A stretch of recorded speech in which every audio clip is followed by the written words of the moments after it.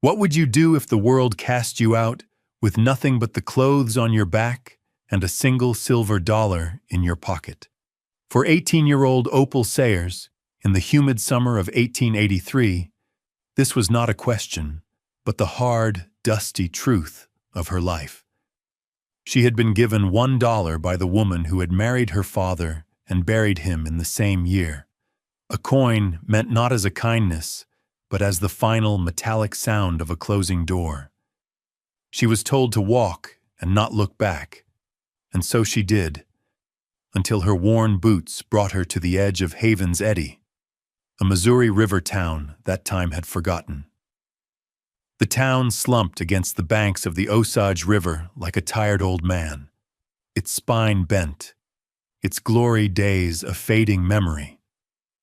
But what Opal would purchase with that last lonely dollar, a derelict paddle barge rotting in the mud, held a secret that would not only rewrite her own future, but resurrect the soul of the town that had dismissed her. The truth was waiting, sealed in iron and darkness, ready to challenge everyone who believed some things, and some people, were beyond saving. Settle in, and let us tell you her story. Opal Sayers arrived in Havens Eddy as the sun was bleeding out across the western sky, painting the muddy waters of the Osage in shades of rust and rose. She carried a small canvas satchel containing her mother's hymnal, a spare calico dress, and a half-eaten apple.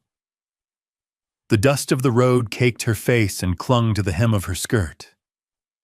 She had walked for 3 days, sleeping in barns and haylofts, the echo of her stepmother's voice a constant, bitter companion. "Your father left nothing," the woman had said, her face a mask of pinched propriety. "This house is mine. The world has no place for sentimental girls." Then came the silver dollar, dropped into Opal's palm without the warmth of human contact. A final transaction.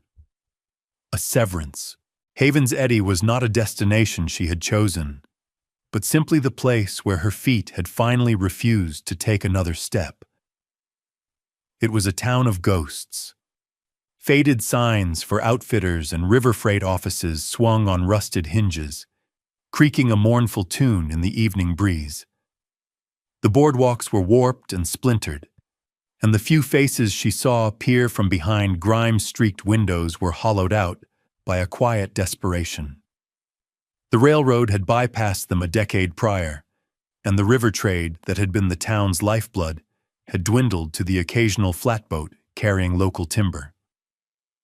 Hope, it seemed, had packed up and moved downriver long ago. The weight of that single silver dollar in her pocket felt heavier than all her other possessions combined. It was the last tangible piece of her old life, the final barrier between her and absolute destitution. As dusk deepened into a purple twilight, her gaze fell upon the town's disused landing.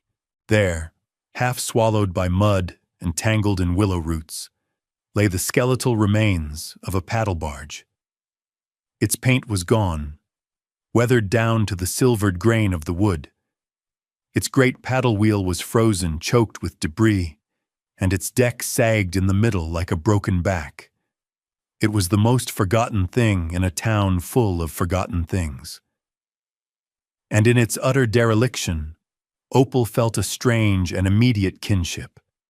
It too had been cast aside, left to rot, deemed worthless by the world that had once relied on it. She walked toward it, the soft mud of the riverbank sucking at her boots, a silent pull toward the wreckage. The barge was called the Osage Queen, though the name was barely legible, a ghost of white paint on the splintered wood of the pilot house. It listed heavily to one side, its hull groaning with every gentle nudge of the current. It smelled of decay, of wet earth and sour, stagnant water. An old man with a face like a dried apple sat on an overturned barrel nearby, whittling a piece of driftwood. He watched her approach with cynical, watery eyes. Something to see, ain't she? He rasped, not bothering to look up from his knife. Pride of the river once. Now she's just holding the bank together. Opal ran a hand over the rough, damp railing. The wood felt strangely solid beneath the rot. Does she belong to anyone? She asked, her voice quiet. The man finally looked up, taking in her dusty dress and the exhaustion etched on her young face. He spat a stream of tobacco juice near her feet. Belongs to me, he said, a flicker of something, pity or perhaps opportunity in his gaze. Jebediah's my name, and she's been my burden for 20 years. He saw the way she was looking at the wreck, not with disgust, but with a kind of solemn contemplation. A cruel smile played on his lips. You looking to buy a fine river vessel, missy? The question was a joke, a piece of casual cruelty aimed at a stranger who clearly had nothing. The townspeople who loitered near the saloon had started to watch, their boredom momentarily piqued. Opal felt their eyes on her. She reached into her pocket, and her fingers closed around the cold, smooth edges of the silver dollar. It was everything she had. A foolish, impossible idea began to form, a desperate grasp for a place to belong, no matter how broken. I'll give you $1 for it, she said, her voice steady. Jebediah stared at her, then let out a sharp, barking laugh. The onlookers chuckled. $1? He cackled. For that pile of firewood? It's a deal. He snatched the coin from her outstretched hand before she could reconsider, his eyes gleaming. He scribbled a bill of sale on a scrap of paper from his pocket. His signature a jagged scrawl. She's all yours, girl. Hull, deck, and all the mud she's sitting in. He walked away, still laughing, the silver dollar already destined for a bottle of whiskey. Opal stood there, the flimsy paper in her hand, the new owner of a rotting ship. She stepped onto the deck, and the wood groaned a mournful welcome. It was a ruin, a joke, a monument to failure. But as she stood there alone, with the eyes of the town on her back, it was the first thing in the world that was truly hers. What secret could a forgotten wreck hold? What hope could be found in something so broken? Let us know what you think in the comments below, and be sure to subscribe for more stories of quiet courage. Because as Opal stood on that splintered deck, she had no idea she was standing on a forgotten fortune. The mockery began the next morning. Opal had spent the night huddled in the driest corner of the pilot house, a thin blanket her only comfort against the damp river chill. When the sun rose, it illuminated the full scale of her foolish purchase and the town's derision. Silas Blackwood was the first to give voice to it. He was a man whose own ambitions had run aground years ago, a former river pilot left bitter and beached by the changing times. He stood on the landing, hands on his hips, a smirk twisting his face as he watched Opal trying to sweep a thick carpet of wet leaves from the deck. "Trying to raise the dead, girl?"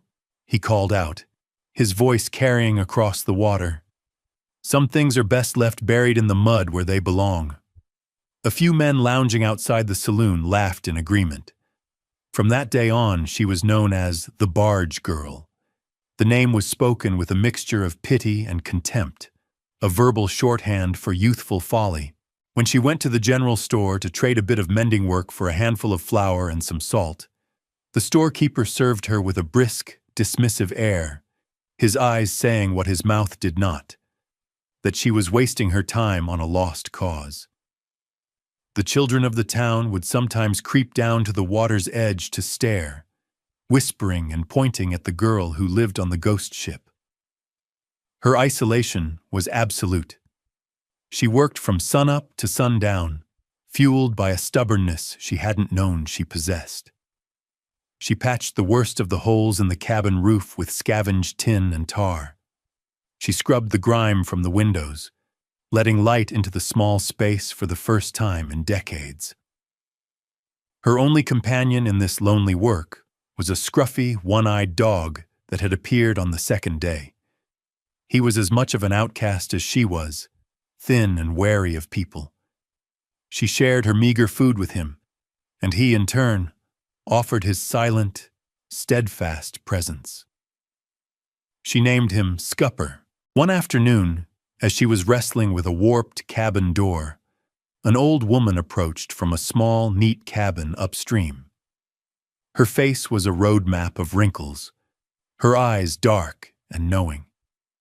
This was Ilara, a woman who had lived by the river her whole life and had seen its ebbs and flows, both in water and in fortune. She watched Opal work for a long moment, her silence more observant than judgmental. Opal paused, wiping sweat from her brow with the back of a dirty hand. Ilara pointed a gnarled finger toward the massive, immobile paddle wheel.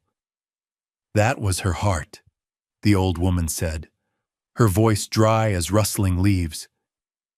Then she looked directly at Opal, her gaze intense.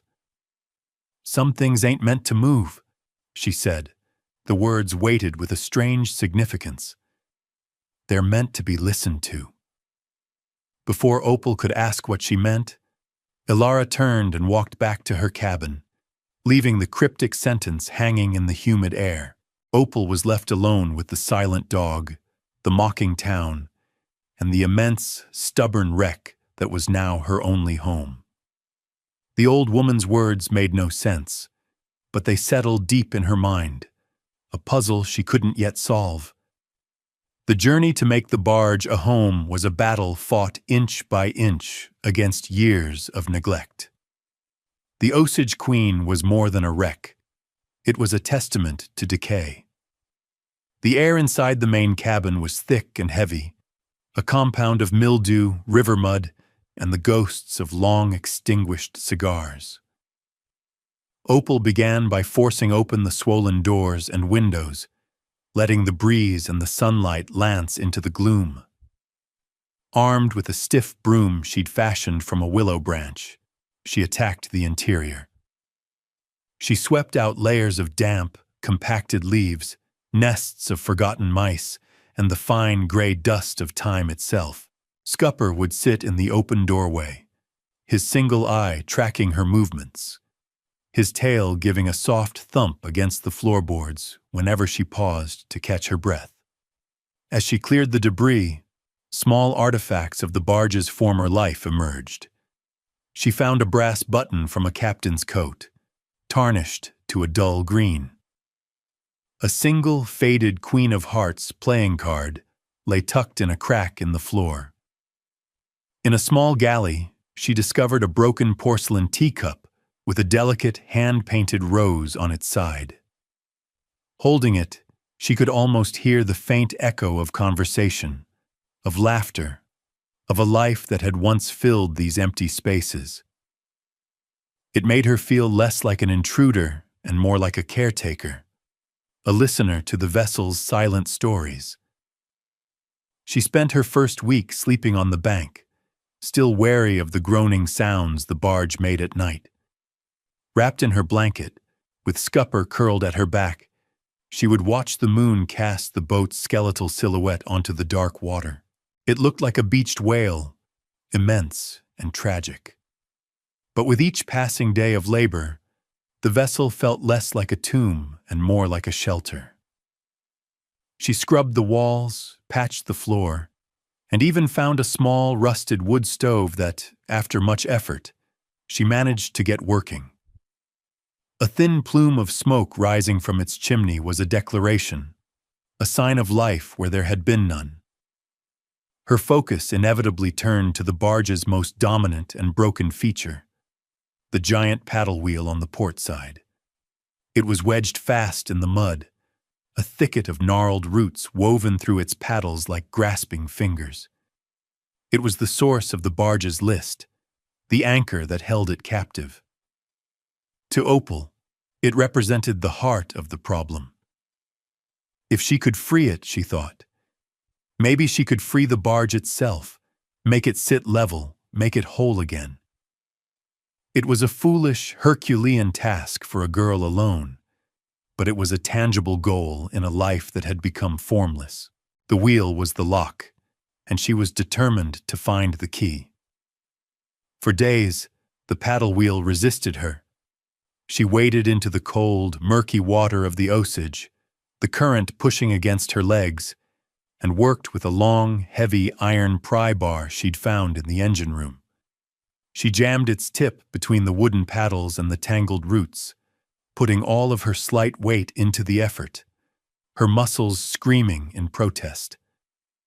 The wheel would groan, the ancient wood would splinter, but it would not budge. The mud held it in a thick, merciless grip. Silas Blackwood and his cronies would watch from the landing, their laughter drifting over the water. "Look at the little bird trying to move a mountain," he'd jeer. Opal learned to shut out the sound of their voices, focusing only on the rhythm of her work, the shove, the strain, the shudder of the wood, the sharp intake of her own breath. She spent hours in the water, her hands becoming raw and calloused, her clothes perpetually damp. One afternoon, exhausted and frustrated, she decided to change her approach.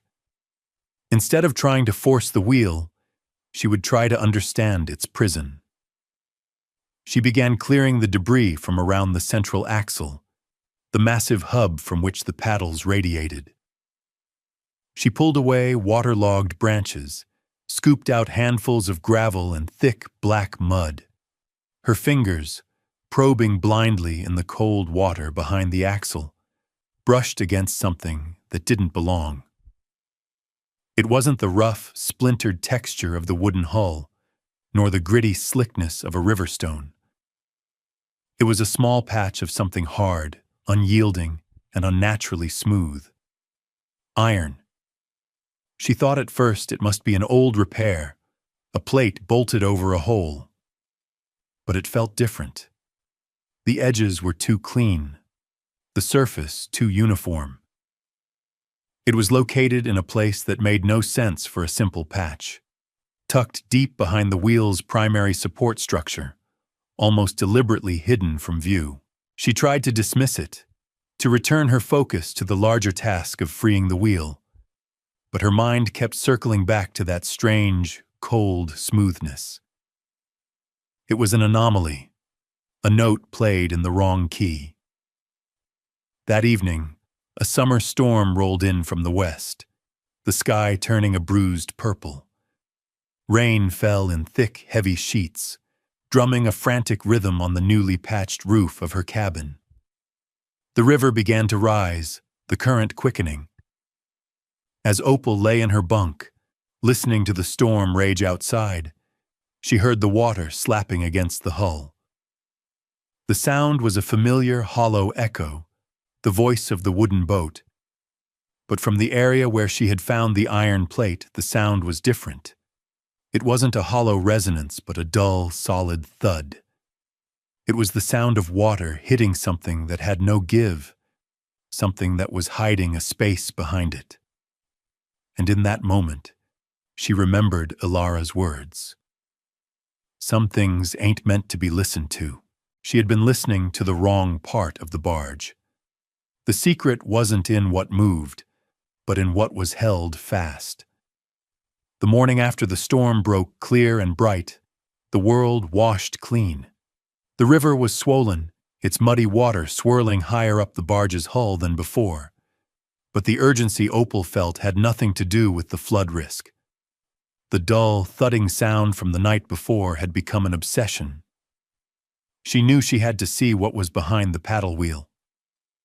She walked into town, her steps more purposeful than they had ever been. She went to the blacksmith, a burly man with soot-stained arms, and asked to borrow a heavy mallet and a cold chisel. He looked her up and down, then glanced toward her barge. He grunted, a sound of reluctant assent, and handed them over. "Don't break 'em," he muttered, clearly expecting that she would. Back at the river, she didn't hesitate.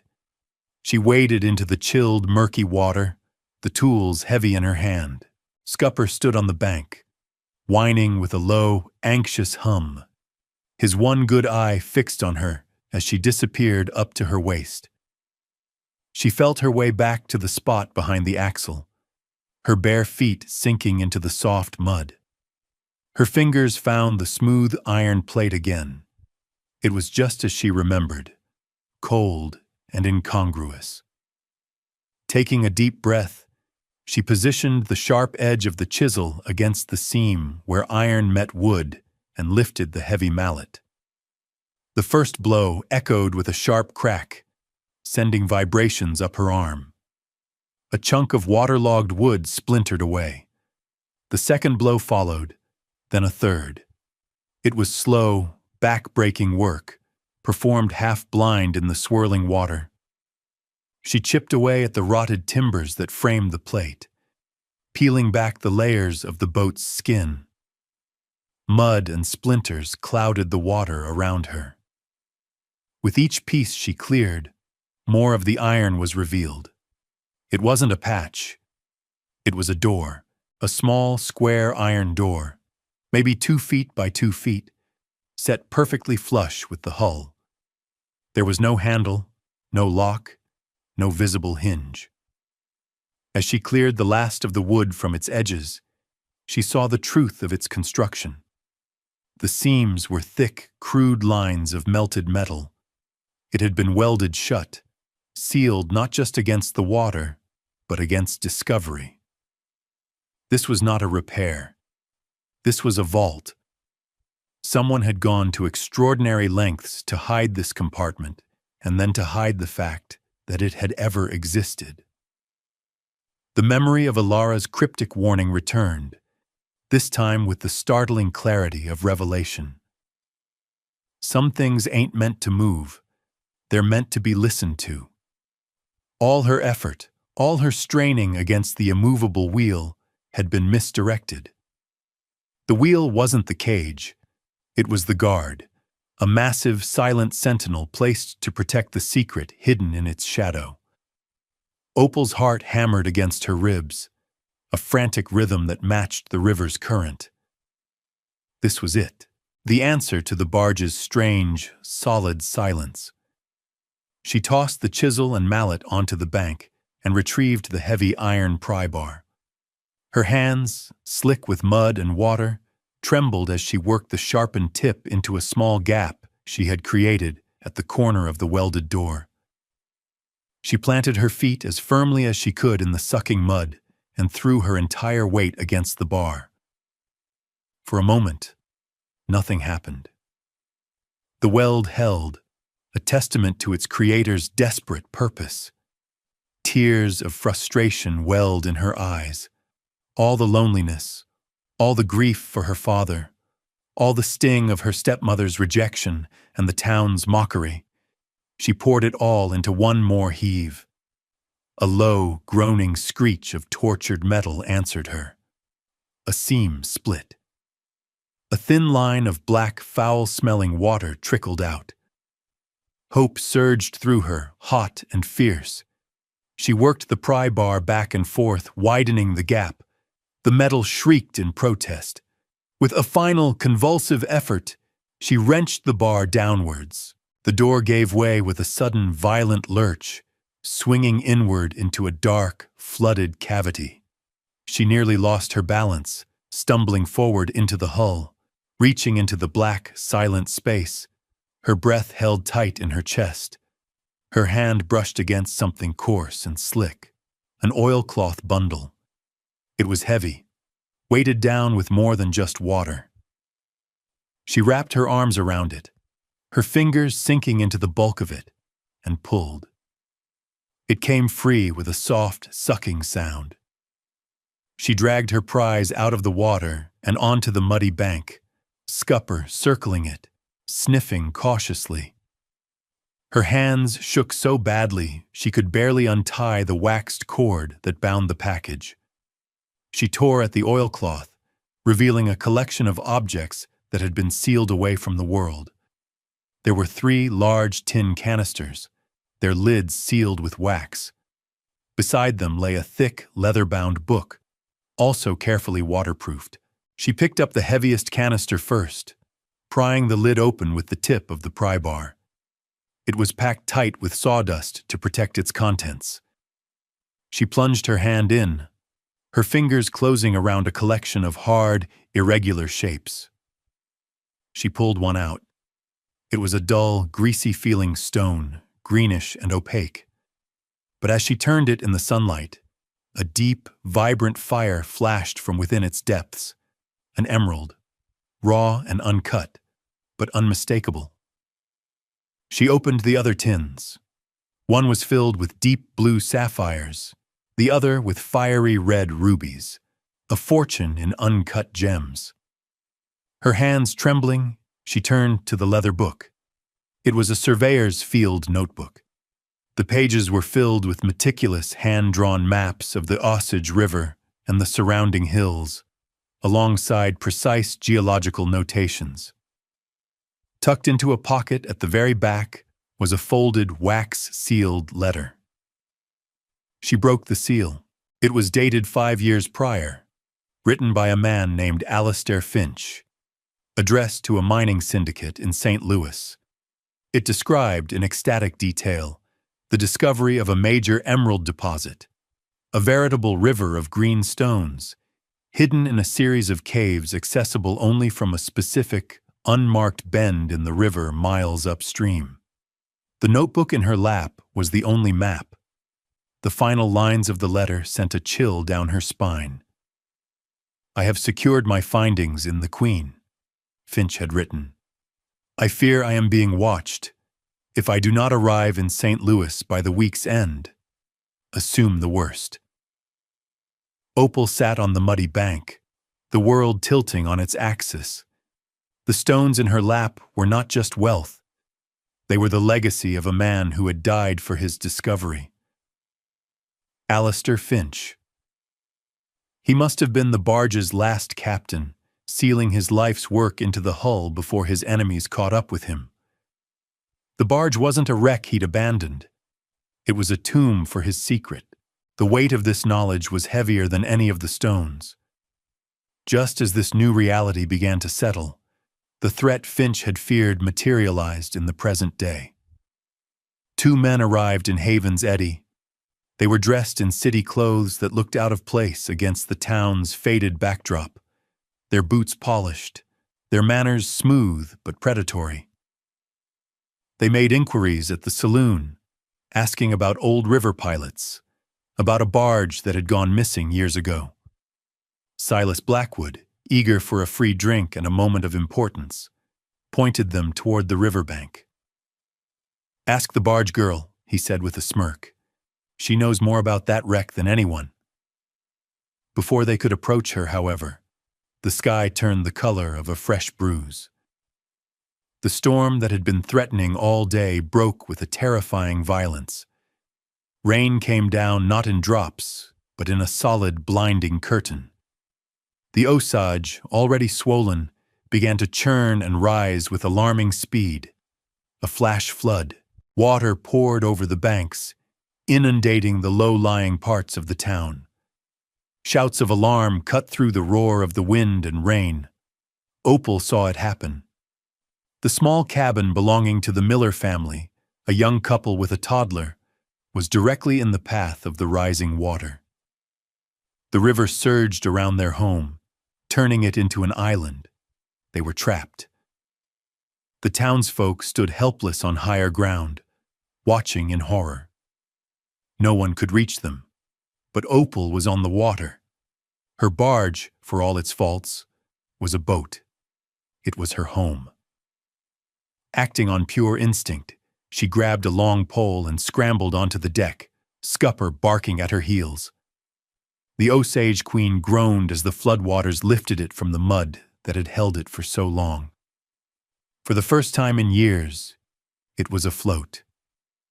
It was a clumsy, half-swamped vessel, but Opal, using the pole to push against the riverbed and fend off debris, began to guide it through the treacherous, swirling currents toward the miller's cabin. It was a desperate, terrifying act. The barge fought her, threatening to be swept away. But she held on, her small frame straining, her face set with a fierce resolve. She was no longer just saving herself. She was fighting for others. The barge, the object of so much scorn, was becoming an ark. The Osage Queen lumbered through the churning floodwaters like a great wounded beast, Opal straining at the pole, her knuckles white. She reached the miller's cabin just as the porch was swallowed by the brown torrent. Mr. Miller, his face pale with fear, held his small daughter while his wife prayed. Opal maneuvered the barge's listing deck as close as she could. "Quickly!" she shouted over the storm's roar. With the help of a rope, she threw them. The family scrambled aboard, soaked and shivering, but safe. The rescue was a turning point, not just for the Millers, but for Opal and her relationship with Haven's Eddy. As the floodwaters began to recede the next day, the story of what she had done spread through the town like wildfire. When she poled the barge back to its resting place, she was not met with jeers or suspicious stares, but with a crowd of silent, grateful townspeople. They no longer saw a foolish girl on a pile of wreckage. They saw a hero. Silas Blackwood was there, his usual smirk gone, replaced by an expression of grudging respect. The Miller family couldn't thank her enough, their gratitude a warm and unfamiliar comfort. It was in this new atmosphere of acceptance that the two city men finally approached her. They introduced themselves as representatives of the St. Louis Mineral Syndicate. Their voices were smooth as polished stones, but their eyes were hard.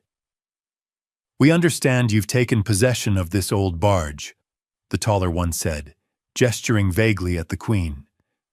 "We're looking for some property that belonged to its former captain, a man named Alistair Finch. A notebook, perhaps." Opal felt a cold knot tighten in her stomach, but she did not let the fear show. She stood taller, the memory of her battle against the floodwaters giving her a new kind of strength. She looked them directly in the eye, her gaze unflinching. "This barge belonged to Alistair Finch," she said, her voice clear and steady. "And his findings belong to me now." The men exchanged a look, their polite facade cracking to reveal the menace beneath. But before they could press her further, a new figure stepped forward. It was Mr. Abernathy, the quiet, meticulous land registrar, a man who had barely given her the time of day before. He had heard the story of the rescue, and intrigued, had come to see for himself. Opal, trusting an instinct she didn't know she had, showed him the notebook. Mr. Abernathy adjusted his spectacles, his eyes widening as he examined the precise maps and detailed geological surveys.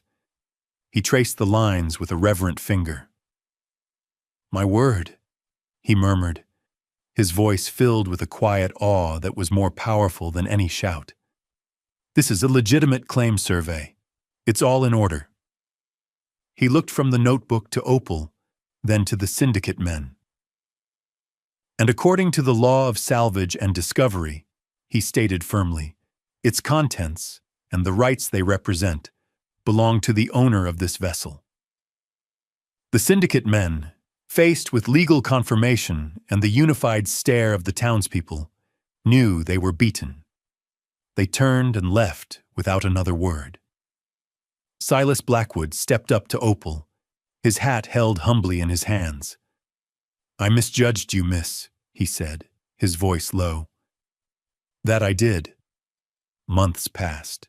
The humid heat of summer gave way to the crisp, golden light of autumn.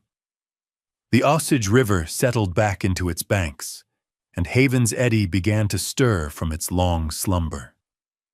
The news of the Finch discovery, confirmed by geologists brought in by Mr. Abernathy, was a spark in a town that had forgotten the feel of hope.